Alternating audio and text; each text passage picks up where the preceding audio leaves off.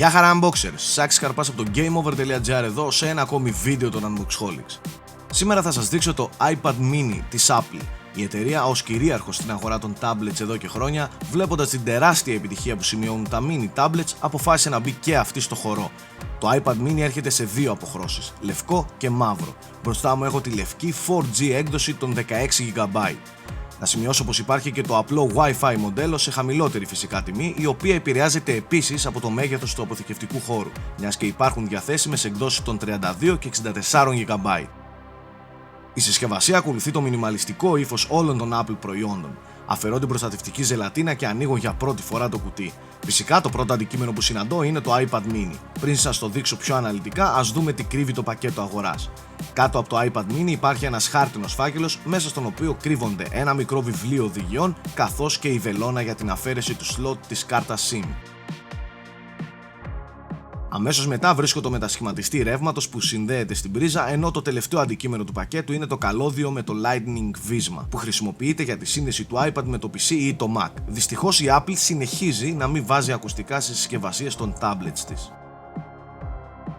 Μία ακόμη ζελατίνα προστατεύει το iPad mini. Την αφαιρώ και ξεκινάω την ξενάγηση στη νέα συσκευή της Apple. Στην πρόσωψη υπάρχει το Home Button, το μοναδικό φυσικό πλήκτρο του μπροστά μέρους, ενώ λιγάκι πιο πάνω βρίσκω την μπροστά FaceTime κάμερα με ανάλυση 1,2 MP και ένα μικροσκοπικό μικρόφωνο. Στο κάτω μέρος της ταμπλέτας υπάρχει η υποδοχή για το Lightning βίσμα, καθώς και τα δύο δυνατά ηχεία. Στο δεξιό μέρος βρίσκω το διακόπτη για το κλείδωμα της αναστροφής της οθόνης, τα πλήκτρα για την αυξομοίωση της έντασης του ήχου και το slot της κάρτας SIM. Στο πάνω μέρος του iPad mini υπάρχει η υποδοχή των ακουστικών, ένα μικρόφωνο και το Power ή Sleep button της συσκευής. Τέλος, στο πίσω μέρος, εκτός από το καθιερωμένο νίκελ λογότυπο της Apple, υπάρχει η iSight κάμερα των 5 MP, η οποία εκτός από κορυφαίες φωτογραφίες καταγράφει εξαιρετικής ποιότητας Full HD βίντεο. Το iPad mini αποτελείται κυρίως από μέταλλο, συγκεκριμένα από αλουμίνιο. Αν και διαφέρει αισθητά, το γενικότερο ύφος του σχεδιασμού μοιάζει με το μεγάλο iPad. Την παράσταση ωστόσο κλέβουν οι Diamond Cut άκρες, όπως ακριβώς συμβαίνει και με το iPhone 5.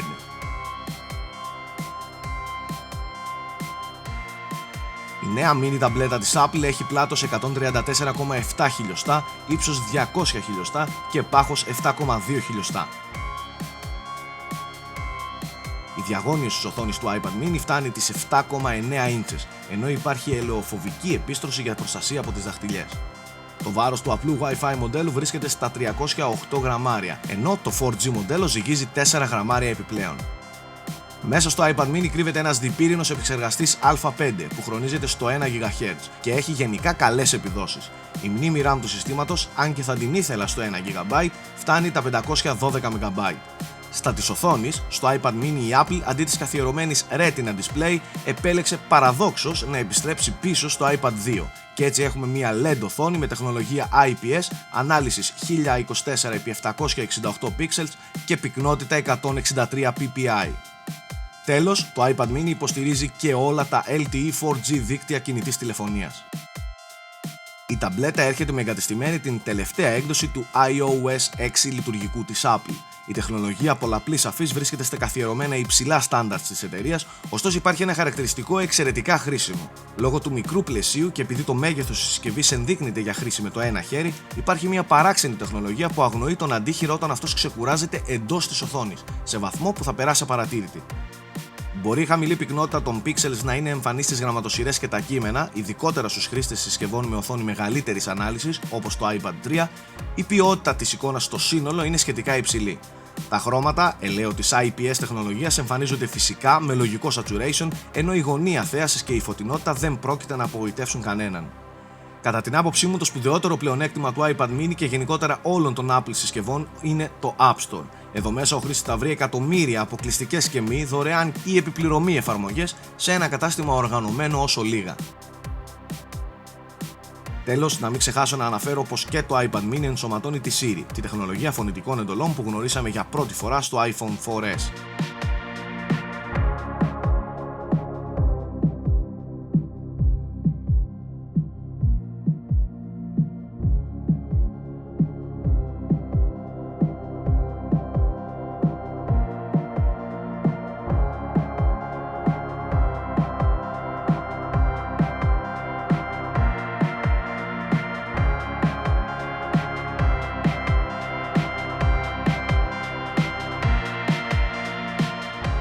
Το iPad mini κυκλοφορεί εδώ και λίγες ημέρες στα ελληνικά καταστήματα, με την τιμή του να ξεκινάει από τα 359 ευρώ για την Wi-Fi έκδοση των 16 GB. Προσωπικά και απόλυτα ειλικρινά δεν ήμουν και πολύ ενθουσιασμένος με την ιδέα ενός μικρότερου iPad χωρίς Retina οθόνη και σαφέστατα χαμηλότερα τεχνικά χαρακτηριστικά. Από την ώρα που ήρθα όμως σε επαφή με το Mini, η άποψή μου άλλαξε ριζικά. Αν κάποιος μπορεί να προσπεράσει τη μη Retina οθόνη με ό,τι αυτό συνεπάγεται, προφανώς θα λατρέψει το iPad mini. Διαφορετικά, ας περιμένει την ανακοίνωση του Retina μοντέλου, η οποία προφανώς και θα έρθει, ή απλά ας στραφεί προς Samsung, LG και Asus μεριά. Εσείς αφήστε το σχόλιο σας, δώστε και ένα thumbs up στο βίντεο αν φυσικά σας άρεσε και μείνετε συντονισμένοι στο κανάλι των Unboxholics για περισσότερες gaming και tech παρουσιάσεις. Να σας υπενθυμίσω πως τρέχει ήδη ένας μεγάλος διαγωνισμός για ένα ολοκαίνουργιο iPhone 5, οπότε μην χάνετε ευκαιρία και επισκεφτείτε το link που βλέπετε στην περιγραφή του βίντεο. Μέχρι το επόμενο επεισόδιο των Unboxholics, να είστε όλοι καλά!